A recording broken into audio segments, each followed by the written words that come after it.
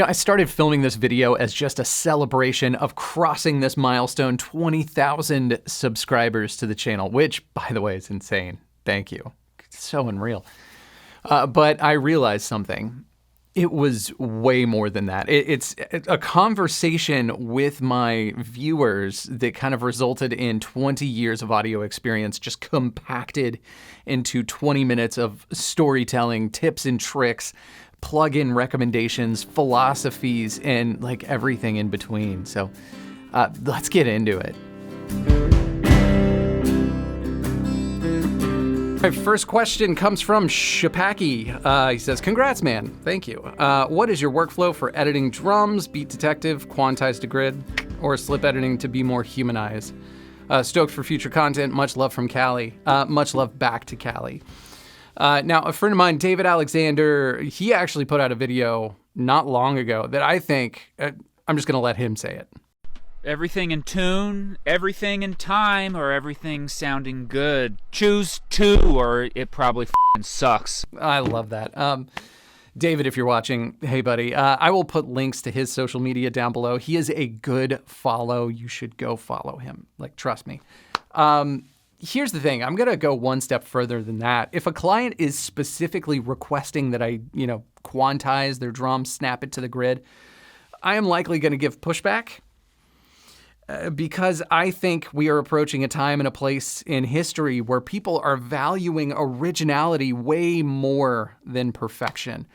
And you don't have to look much past social media to get proof of that. Like, there's so many instances where I've seen like an artist do like a performance of a song just into their phone on TikTok or something, and people love it and they'll save that video and they will listen to that video because they love that performance of the song. That person will release that song on Spotify and give it the full studio treatment, and no one is interested in it. And there are even people that will show up in the comment sections that say, hey, can you release this version? They are desperately seeking realness in that human signature in an age that's becoming more and more digitized by the day. And then on top of that digitization of all of society, we're also seeing the influence of AI and AI tools. And ultimately, anything that you can do that inserts a human signature into your recorded music, I am going to encourage you with fiery passion, if you couldn't tell, to keep it the way it is. Because yeah, if your kick drum's here and the attack on the bass is like, it's not perfectly lined up, it's right, leave it. Leave it. That will give it a human signature, which will allow that to have more longevity. No one that is listening to it will ever think, oh, this doesn't sound good. It needs to be lined up or perfectly. And no one's going to think that. And honestly, to go a step further than that, there's a mixing philosophy that I definitely subscribe to, which is something should stick out.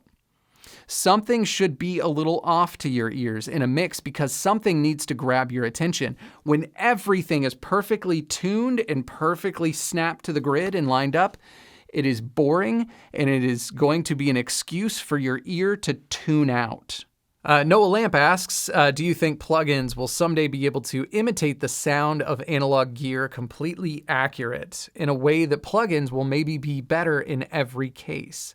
How long do you think that would take, and what would happen to the gear market? There's this mathematical paradox called Zeno's paradox, I think is what it is. But it's this idea that if you're going from 0 to 100, you can never get all the way there. You can only get halfway each time, right? So from 0 to 100 on day one, you get all the way to 50 and you're like, oh my God, we made leaps and bounds. We're halfway there. And then, you still got this far to go. And then on day two, you go from 50 to 75 and you're like, wow, we made another huge leap forward. And then the next day you go from 75 to 87.5. And you're like, okay, that was still, it feels like these huge steps that we were taking are getting smaller. And so you get closer and closer and closer to the destination, but it's infinitely far away. That's kind of how I feel about plugins emulating analog gear. There's going to come a day and a time where those plugins just get better and better and better to the point of where there's no real discernible difference. There's a lot of people that I respect that already believe that, by the way, and nothing but respect to those people that do believe that. But in my experience, we're not there yet. We're not there yet. There's a couple of things, like number one, if I'm working with samples, like a drum sample pack or like a guitar amp sim or like a MIDI pack or something like that, the difference between like analog hardware and plugins is a lot smaller. If I'm working with like an acoustic drum kit that was mic'd up and, played by a human and then, an actual guitar amp and things like that, I've noticed there's a bigger difference between digital and analog. And the other thing that I always keep in mind too is like, God, there's millions of dollars with a capital M, millions of dollars that these plugin companies spend in order to imply, they never say it directly, but they imply it, that if you get this product, you will be getting the exact same sound, or you're going to get 99% of the way there, whatever it is. And I think that's also kind of a shame. And it's the exact reason why these plugin companies are making their plugins look exactly like the hardware. It is a mental game that we are all playing. So, but yeah, we're not there yet. It's got to solve a few problems. For one, like the high-end EQ issue. Like if you take an EQ of a digital plugin and you just take the 12K and you crank it, like a 12K shelf and you crank it, it's going to hurt your ears most of the time, right? Now, if you take like a hardware EQ, like the LiNTEC review that I just did on my channel not long ago, I took the high end, like the presence frequencies, 8K, 10K, 12K, and I cranked it. I dimed it all the way. And it was too much, but it didn't hurt your ears, right? It went through those transformers and it smoothed it out and went through those op amps. Like it did something to the signal to the point of where it didn't fatigue your ear or hurt your ear. And it brought out the frequencies that you wanted. And like that is one of the problems that digital needs to figure out. Some plugins are better about it than others, but I haven't found one yet that solves that problem entirely. And then compression, there's still some weirdnesses, like especially when you really crank into a compressor and you dig into it. I've noticed some differences there. As well as like the saturation of a compressor and how like dynamics of like how hard you drive into it dictating how much of the harmonics and where in the frequency spectrum those harmonics live. Like things like that are still needing to be figured out, but we're getting closer and closer. What is going to happen to the gear market? I don't know is the answer to that. I'm a little afraid of what's going to happen, not because like analog gear is going to be cheap, like that's fine. But they're going to figure out ways to make you spend more than you ever thought that you could spend on music equipment when everything goes digital. That is my fear. So, yeah, here's hoping that doesn't happen. If you have not yet subscribed to my channel, you should. To be totally honest. Like there's a lot of really cool stuff that's going to be coming up. So for example, you remember my friend Matt that was on the channel a couple weeks ago? Well, he and I are actually going to be running a session up in Philadelphia at the studio called Cart Studios. They got like a big console and all this outboard gear and cool mics and all that fun stuff.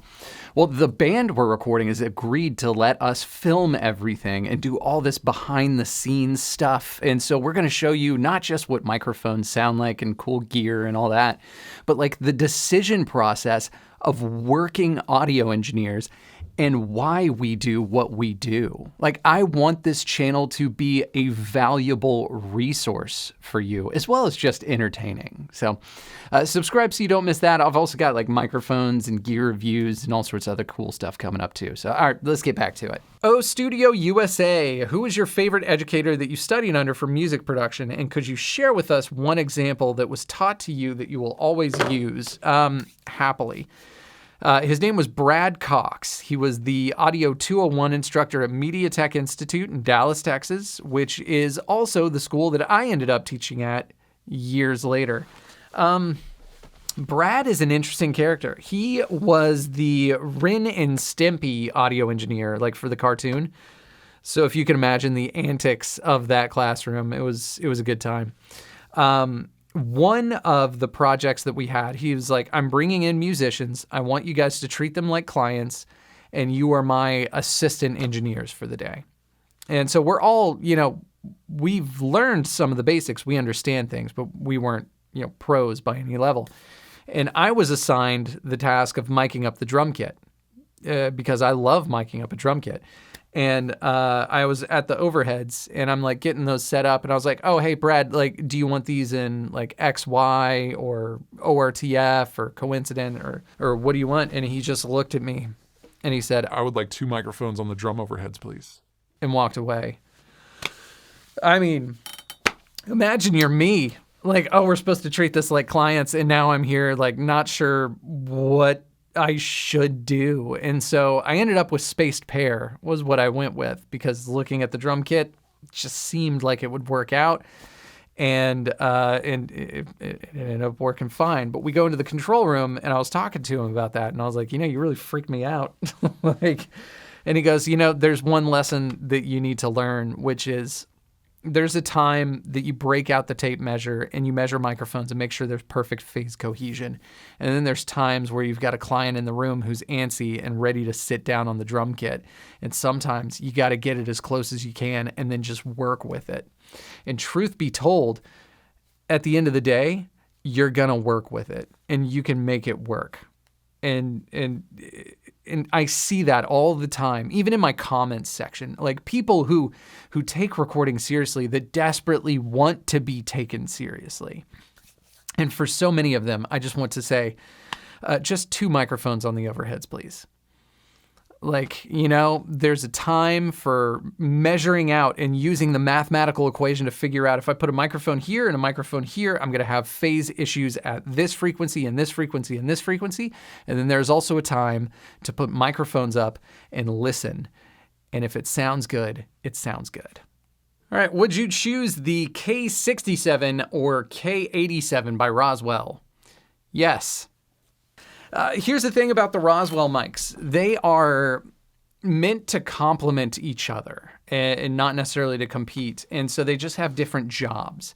The 47 is also really nice. I would say if you're going for a cleaner, more like kind of transparent sound, the K87 is probably your choice. And then also don't sleep on the 47 because the Mini K47, a little bit warmer, but it brings out a lot of qualities of stuff that you're recording. So it works really well for like drum overheads. It brings out kind of like the shell of the drum. But also on acoustic guitar, it brings out kind of the woody, oaky kind of sound of an acoustic guitar too. So it really just depends on what you're doing. Listen to some sound demos and yeah, I mean, you can't go wrong really with any of them. Like he makes great mics. Andrew Fight, congrats. Here's to 20K more. Thank you. You mentioned in one of your videos that a lot of us hear a boosted top end in gear as being higher quality. Yeah, that can happen. Do you have any tips for working past this mentality? And what are some factors you listen for when evaluating gear? Yeah, absolutely. Hold on, let me get something set up real quick. All right, so the video that he's referencing, we're going to do this little experiment again because I think it's a valuable one to do. So what I'm going to do, I'm talking into this microphone. I want you to get used to the sound of my voice as I am talking here. And what I'm going to do is I'm actually going to pull up an EQ plugin here, maybe. And what we're going to do is I'm just going to slowly start increasing that high shelf, that 12K high shelf. And it's going to get to a point of where it's too much, and I'm very sorry. But it's important that we do this. And then now that you're used to hearing the sound of my voice with all this presence boosted and all this top end, let's take it away. And now you're hearing my voice exactly how it was before, but now it sounds flat and dull. It's kind of funny how that happens, isn't it? And think of how many microphones that sells, because if you have a bright sounding microphone and your ears get used to hearing that bright sounding microphone and then you compare it to a less bright microphone, it's going to sound flat and dull and lifeless. And that might not actually be the case. You might just be working with ear fatigue in real time, right?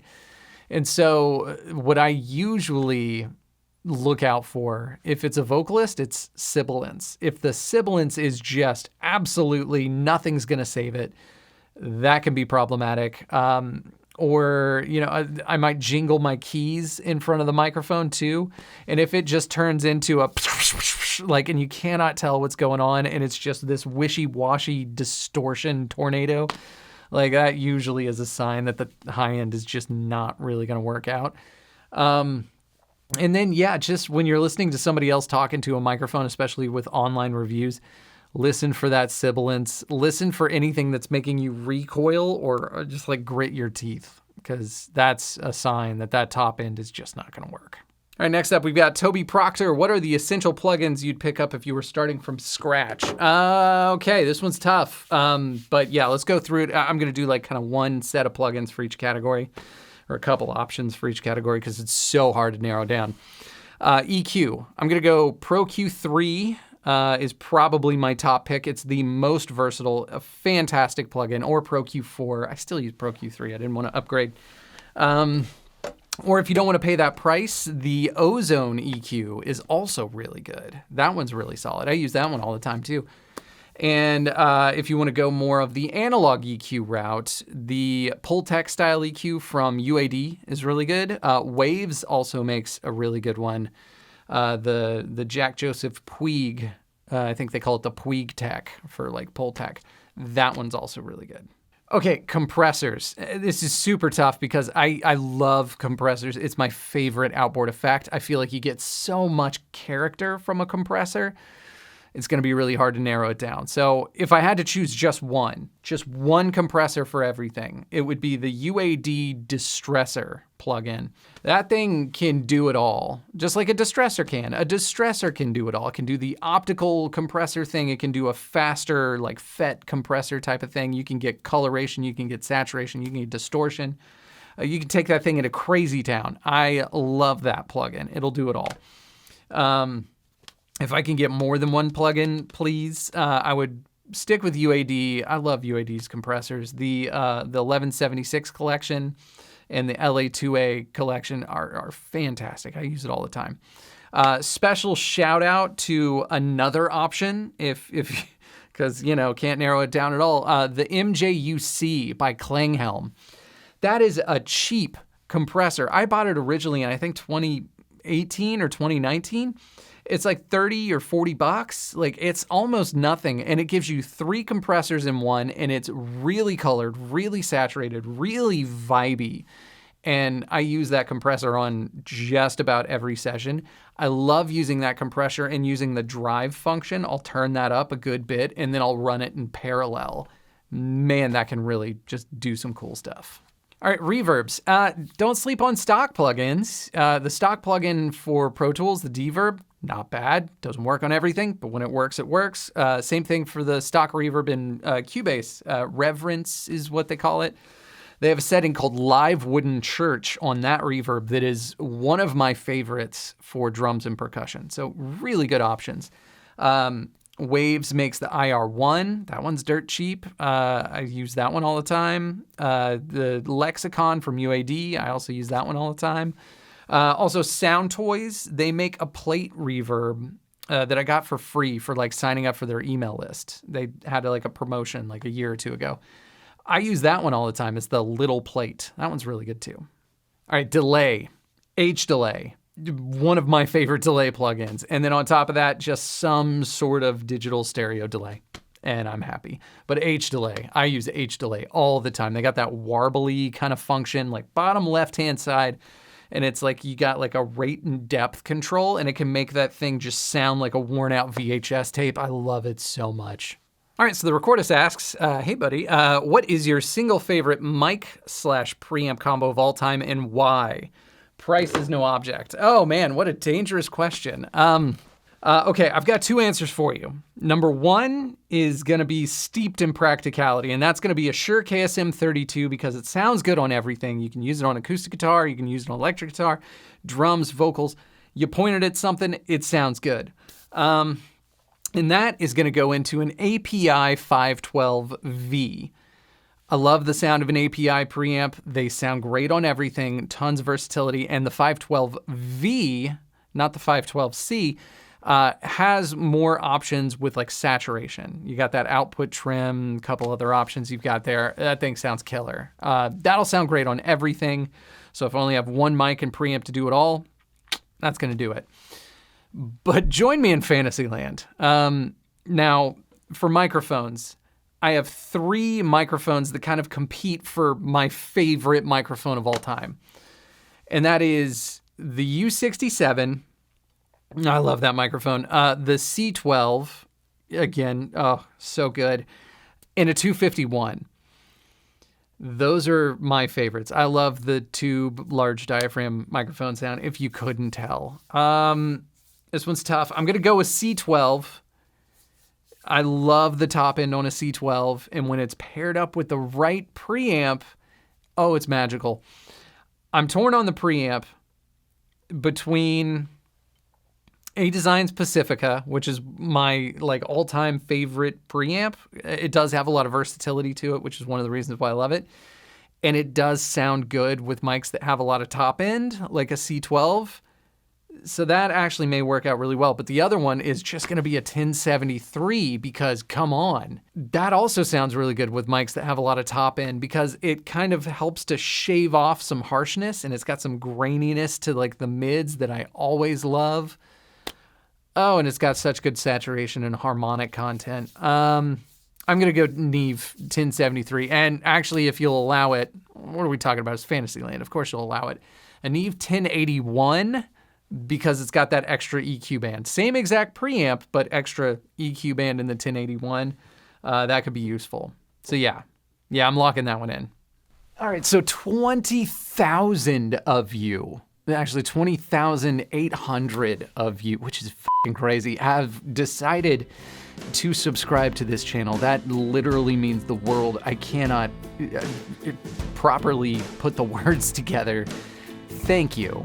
I really do mean that with my entire heart and face. Listen, if you liked this video, consider liking the video. You know how this works. All the buttons down below, press those buttons. Hit the like, hit subscribe if you haven't subscribed. Drop a comment, let me know how you feel. And yeah, I'll see you guys in the next one. A lot of cool stuff coming up.